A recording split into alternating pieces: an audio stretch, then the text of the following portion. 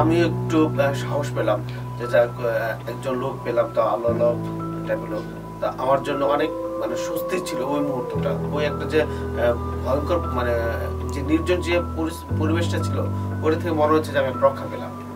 তো আমরা ওনার সাথে আমরা হাঁটছি, তো একটা সময় উনি আমাকে বলল যে বাবা সামনে একটা ছোট কাজ আছে, তো এই কাজটা শেষ করে আমরা চলে যাব। তো আমি একটু ভয় পেলাম যে এত রাতে আবার কি কাজ থাকতে পারবো না। তো আমি জিজ্ঞাসা করলাম যে চাচা আসলে কি কাজ আপনার? উনি বললো যে আমাদের ওই গ্রামেরই একজন মুসল্লি মারা গেছে, তো ওনার জানাজাটা দিতে হবে। যেহেতু মানে ধর্মকর্ম করতেন, ওনার জানাজাটা দেওয়াটা ফরজের কাজ। তো আমিও ভাবলাম আসলে এটা একটা ভালো কাজ, তাহলে আমি শুরু করতে বলে আমার ভালো লাগবে। তাই আমি বললাম ঠিক আছে আচ্ছা চল।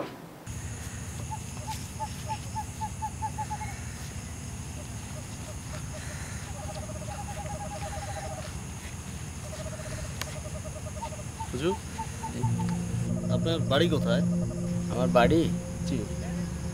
আকাশে। আকাশে কি কেউ থাকে নাকি? জি থাকে, আল্লাহর ওলিয়া ওলা যারা তারা আকাশেই থাকে,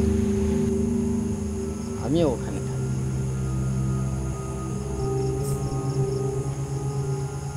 চলো হুজুর, বাড়ি যেতে আর কত সময় লাগবে?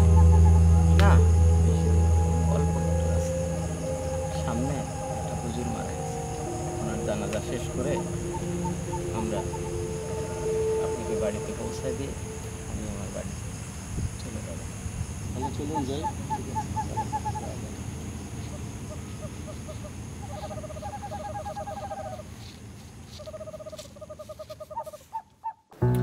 তো আমি ওনার সাথে গেলাম, গিয়ে দেখলাম যে ওখানে বেশ কিছু লোক দাঁড়ানো, আর একটা খাটিয়াতে একটা লাশ আছে।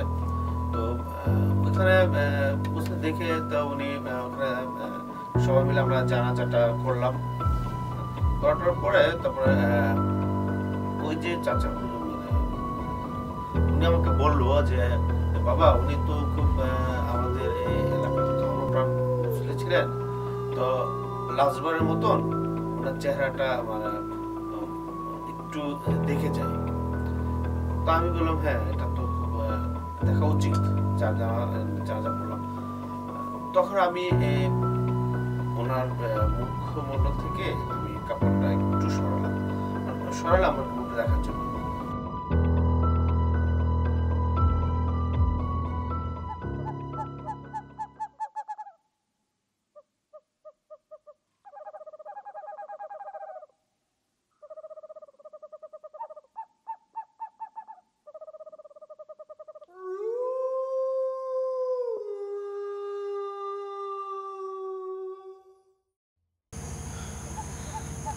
হুজুর অনেক ভালো লোক ছিলেন, শেষবারের মতো হুজুরের চেহারা মোবারকটা একবার দেখে নিন।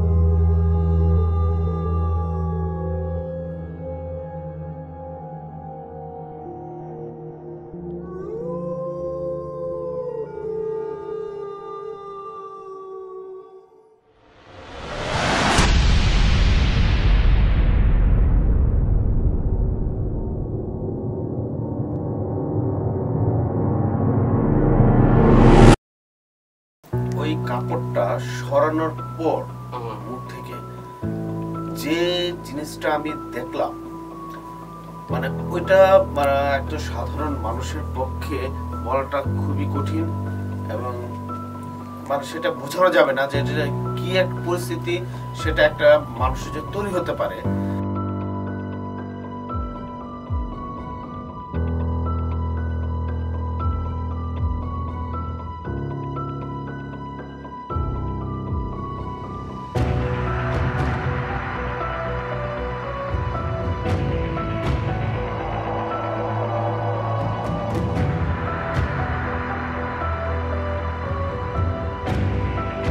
ভাই, ও ভাই,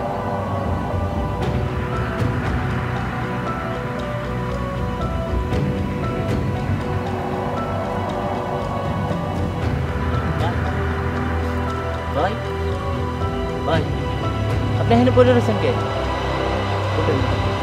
কই যাইবেন? ভাই, আপনি করতে আসলেন? ভাই আমি এখানে একটা মসজিদ ছিল ভাই, কালকে আমি জানাজার নামাজ পড়ছিলাম ভাই। ওটা মসজিদ না ভাই, ওইটা রাসেলদের বাসাটা। আচ্ছা, ওই যে ঢাকার রাসেল গো বাসা? ও আচ্ছা, হ্যাঁ না, এই তো আমার বন্ধু মানুষ।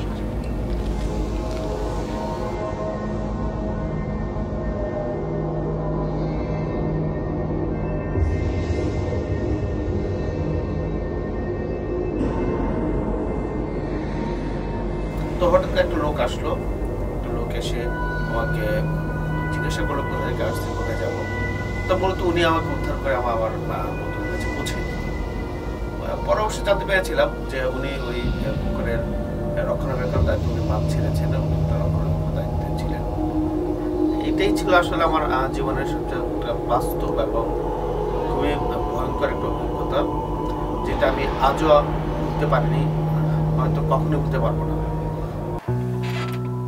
দর্শক শুনলেন তো সৈয়দ ভাইয়ের কাছ থেকে তার নিজের বাস্তব কিছু ঘটনা, যেটা ঘটতে পারে আপনার সাথে বা আমার সাথে বা আপনার পরিবারের কারোর সাথে। তো আমি বলবো সাবধান থাকেন। দর্শক, আপনার জীবনে যদি ঘটে থাকে এরকম সত্যকারের কোনো ঘটনা, তাহলে সিটি চয়েস মিউজিকের সাথে যোগাযোগ করতে পারেন, আর আমরাও যাব আপনাদের সাথে যোগাযোগ করতে আপনাদের বাড়িতে। আর অবশ্যই এইভাবেই আমাদের সৈয়দ ভাইয়ের মতো আপনাদেরকে আমরা সিটি এনে হাজির করব, শোনাবো আপনাদের সত্যিকারের কাহিনী। আর দর্শক, আমরা নেক্সটে আসছি আবার একটা গল্প নিয়ে। আপনারা অপেক্ষায় থাকুন।